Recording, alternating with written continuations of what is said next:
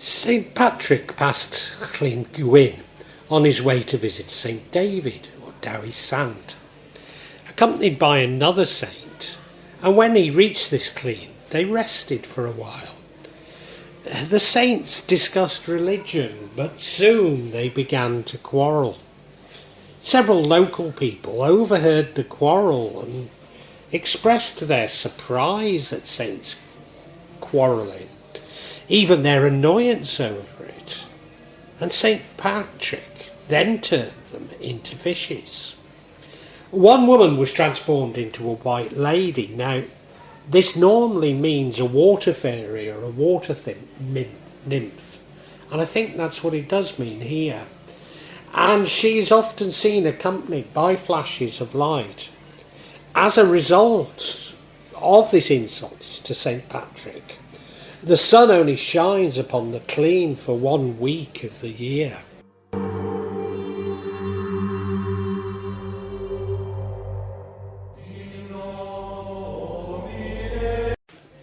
Radnor Forest was once a royal hunting ground.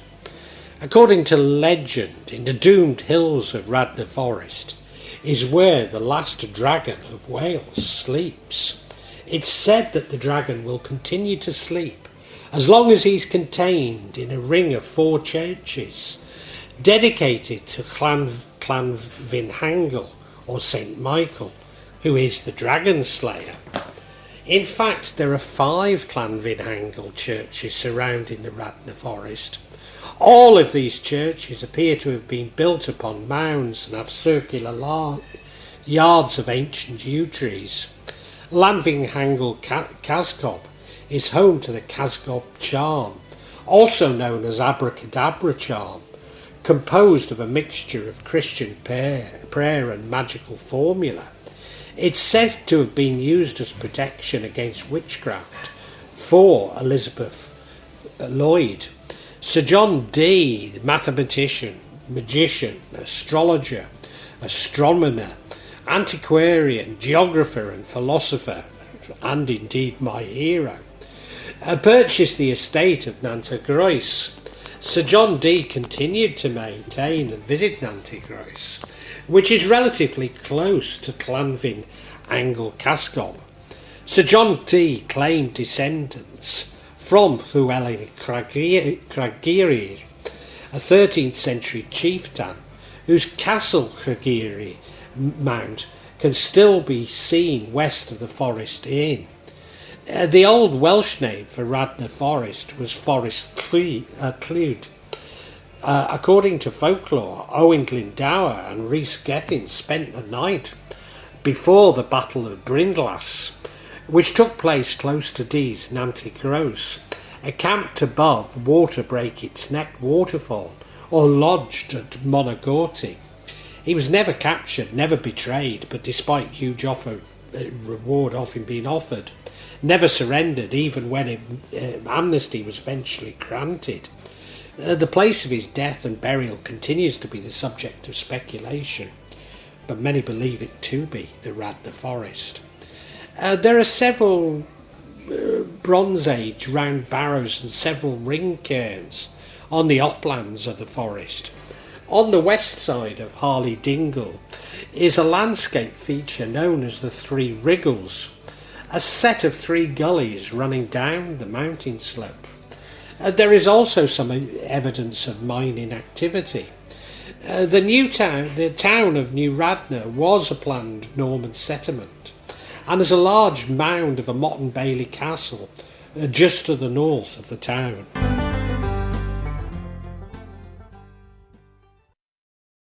Mary Morgan, 1788 to the 15th of April 1805, was a young servant girl in Presteigne, Radnorshire, who was convicted and hanged for killing her newborn child. She worked as an undercook at Maesllwch Castle, the home of Walter Wilkins MP. Morgan was working in the kitchens on Sunday in September 1805 when she fell ill and went to her room. Early that evening, the cook went to the room and accused Morgan of having given birth to a baby, which she denied, According to the cook, Morgan had delivered the baby herself, which was killed and under the bed cut open.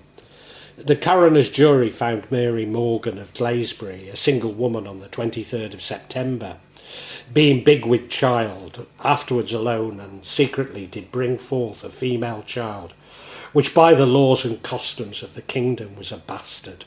Mary Morgan, moved and seduced by the instigation of the devil, afterwards on the same day, feloniously, wilfully, and her malice of afterthought, did make an assault with a certain penknife made of iron and steel of value of sixpence, and give the child one mortal wound of the length of 3 inches and a depth of 1 inch.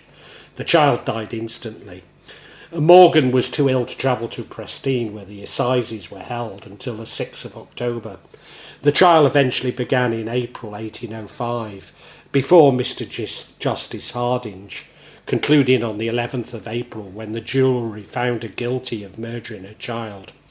On the 13th of April, Morgan was hanged and buried in what was then on consecrated ground near the church. A public execution attracted large crowds who watched as she was taken by cart from the jail to the execution of Gallows Lane. She was subsequently commemorated by 2 gravestones in the churchyard at Presteigne.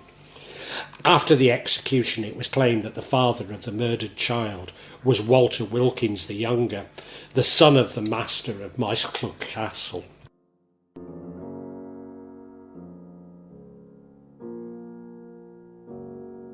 Every Hilary Monday, which is actually the Monday following the 13th of January, the people of Swydd Ugre in Radnorshire would gather to choose the collector of the king's rents for the following year. At 11:30, with the previous year's collector declaring all the rents had been collected, he would then, if seeking re-election, go bareheaded down a trench, detailing the amount he would collect from each family. At the end of the speech and the trench, he entered a hole dug into the side of the hill while he awaited the lowest bidder to be found. The contest ended at noon, when the successful candidate was joined in the hole by the 4 king's witnesses. They would place their hands on top of each other's, with the king's witnesses' hands above the head of the stack, and swear that the new collector would do his duty.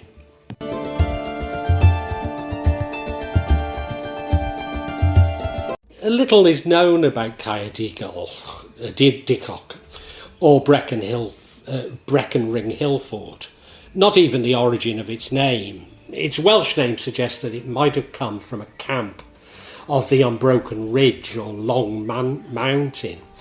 It was first built and occupied during the early Iron Age, after 1000 BCE. The fort's English name refers to a beacon that was lit at the site in June 1887, celebrating Queen Victoria's Golden Jubilee.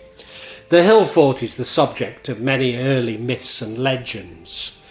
One of the earliest of these is the 9th or 10th century saga known as Canw Llanfihangel Hen, the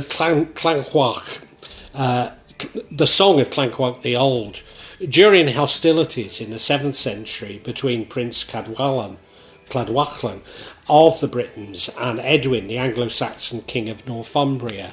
Caerdicock is described somewhat poetically as the camp of Cadwallon, where he stayed for several months, carrying out several skirmishes per day. The Battle of Cyfan Diclock is known as the Battle of the Longmynd or Long Mountain, fought in 630 CE at Cyfan Diclock near Welshpool. The battle was fought between the Northumbrian army of King Edwin of Northumbria and an anti-Northumbrian alliance between King Cadwallon of Gwynedd and Penda, the king of Mercia. The battle ended Northumbrian dominance of Gwynedd and preceded a Welsh campaign into Northumbria. In August 1485, Cyfan Diclock was a key meeting point for Henry Tudor's followers. Henry and his army of about 2,000 mercenaries marched here from Pembrokeshire via Cardigan and Machynlleth. Another group, led by Rhys ap Thomas, came via Brecon to Cyfan Dicloch. Soldiers from around North Wales joined the assembled army to around 4,000. Henry continued from Cyfan Dicloch with confidence across the border to Shrewsbury, and by the Battle of Bosworth in Leicestershire he commanded somewhere around 5,000 men. Richard III was killed despite commanding at least twice as many soldiers as his rival, and Henry was crowned King Henry VII. Like so many hill forts, local believe it to be a haunt of fairies, and that they still hold their gatherings around the Bronze Age barrow in the hill fort. Certainly even today, fairy rings of fungi are often found on the slopes of the hill. And myths tell of humans entering fairy rings and harm coming to them as a result. Some believe that anyone stepping into an empty fairy ring will die young. Those doing so become invisible to the outside world and may be unable to leave the circle. The fairies force intruders to dance until they're exhausted, dead in the throes of madness. The only safe way to investigate a fairy ring is to run around it 9 times only, as the 10th lap would nullify the effect. Doing this allows the runner to hear the fairies dancing.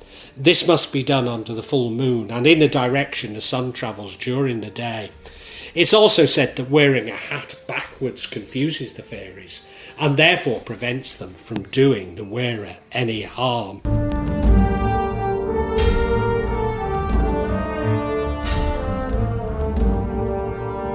There was an infamous bunch of thieves known as the Red Bandits of Montgomery. They climbed down the chimneys of houses, robbing the homeowners, and as a result, old scythe blades were placed in the chimneys to prevent them. The Red Bandits had robbed and killed many people, including a man who left behind a widow and a baby boy. Money was always short for her after this, but she always managed to pay the rent on time. When her husband had been alive, he had a lock put on the cowshed and scythe blades in the chimney, so the widow believed that she was safe. But the Red Bandits knew that she still had a good cow. Therefore they decided to climb down the chimney, enter the house, steal the rent money and the key to the cowshed and take the cow. When the widow awoke, she found the rent money gone and the cow had gone, and she was weeping for the hardness of the world. She then heard a knock at the door. There entered a very old woman with a very kind face. The old woman opened her bag and began tipping out gold coins on the table, but asking for the baby sleeping in its cradle. The widow realised that the old woman was from the fairy realm and had come for her baby. The old woman said that if you can guess my name, you win twofold, for you keep both the gold and your baby son. The widow decided that she would visit her relatives, who lived several miles away, in another village to see if they could help.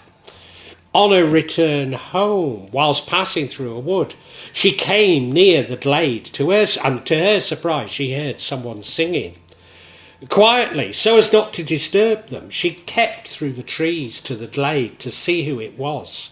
Skipping lightly round the centre of the glade was one of the fairy folk, happily dancing in a circle and singing, "Aha, what is a hoot? What's my name, silly doot?" She left the glade and made her way home as quickly as she could, thinking carefully about what she had seen and heard. The next morning she heard a rap at the door. She opened it and in walked the old woman, carrying her green bag. The widow thought as hard as she could and guessed again and again her name, but each time she was wrong. At last, nearing defeat, she felt quiet in despair, and her mind went back to the previous day in the glade in the wood and the fairy folk dancing and singing. "Your name is Silly Doot." The old woman went into a rage, but the door flew wide open and a strong gust of wind blew her up the chimney, and she was gone, leaving all the gold on the table. So the widow kept her baby and also the gold. She spent wisely, buying 2 cows, bought a new table and chairs, and hid the rest of the coins under a hearthstone. And a baby grew up.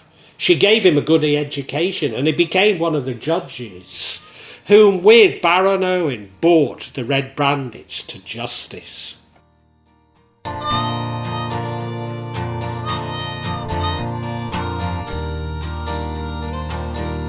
According to local folklore, Drewin was a figure of kindness, creating Caer Drewin Hill Fort. This was a gift for his sweetheart, a milkmaid, and a place for her to keep her cattle. He then fell asleep and left an impression in the ground where he lay. Legend states that Owen Gwynedd occupied Caer Drewin, while Henry II of England was invading Gwynedd in 1165. Owen Glyndŵr is believed to have gathered his troops here in 1400, after his followers proclaimed him the Prince of Wales. Certainly Owen Glyndŵr was from the manor of Llanfihangel, near Corwin. A statue of Glyndŵr by sculptor Simon van der Put was installed in the square in Corwin in 1995, and in 2007 it was replaced with a larger equestrian statue by Colin Sopforth. The large whitewashed Llanfihangel church near Corwin is from the 13th century, though it could possibly be as old as the 11th century. Its original name, Llanfihangel, the Church of the White Deer, possibly alludes to a legend dating back to its erection. According to the legend, an alternative site had been chosen on which to build the church. However, when the builders returned each day, they discovered that their previous day's work had been destroyed. Alternatively, their tools were found to be stolen. A holy man came to the aid of the builders, stating that they must build on a new location. A new site would be revealed to them when they saw a white stag.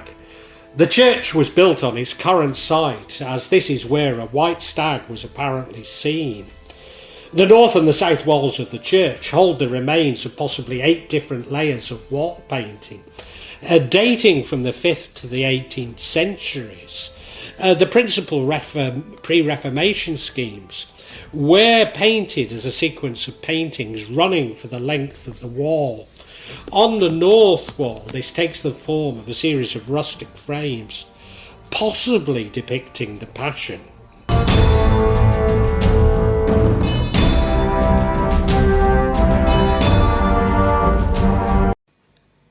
There is a field known as Feivalgal Dialwell, the Devon's apron, and it's in Cefn Baith.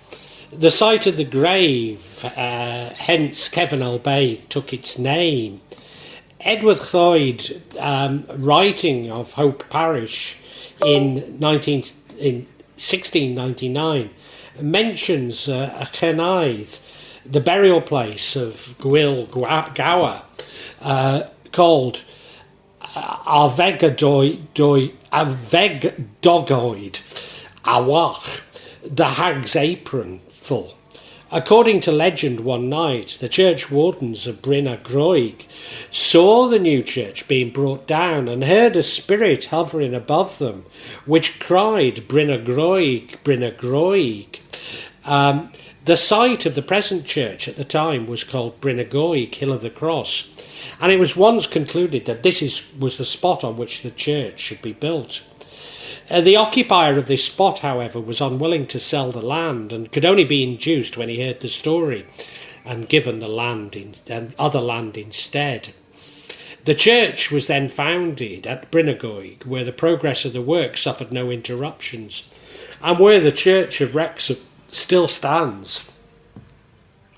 There was probably an early church which was founded by St. Cillian. A later church, pre-13th century, was built on the current site of St. Giles and was dedicated to St. Aegidius, and then eventually dedicated to St Giles. The steeple of this early church was blown down in 1330, and the rest of the building was subsequently demolished.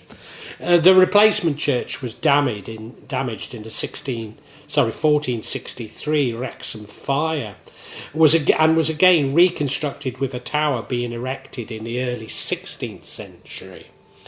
The Fairy Mount is a house in Wrexham which was built on a plot called the Fairy Field, and a barrow once topped by an oak tree.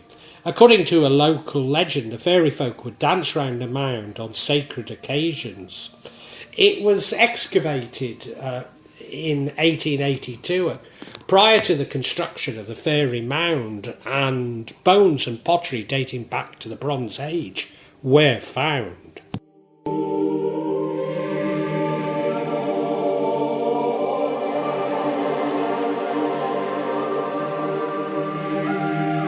The Reverend Mr. Thomas Beatty was a dissenting minister from Denbigh town. One night he heard someone behind him laughing, which made him stop writing. When he heard it again, he began writing on a sheet of paper a devil-wound in scripture from the Bible. The laughing stopped forever, for it was scoffing the devil, enough to stop him. The Gwilchlich is a mystical dog from Wales that appears as a frightful apparition of a mastiff or black wolf with bad breath and blazing red eyes. The Gwilchlich are also called Cwm Afalfon or Cwm Afawan, meaning dogs of the other world. The Cwm Chwith and the Cwm Chwith, the corpse dog. There have been many sightings of the beast in northeast of Wales, specifically in Llanfihangel Pass, located near Llandegala in Denbighshire, but as far away as Marchwheel in Wrexham, and as to this day there are still many sightings of it.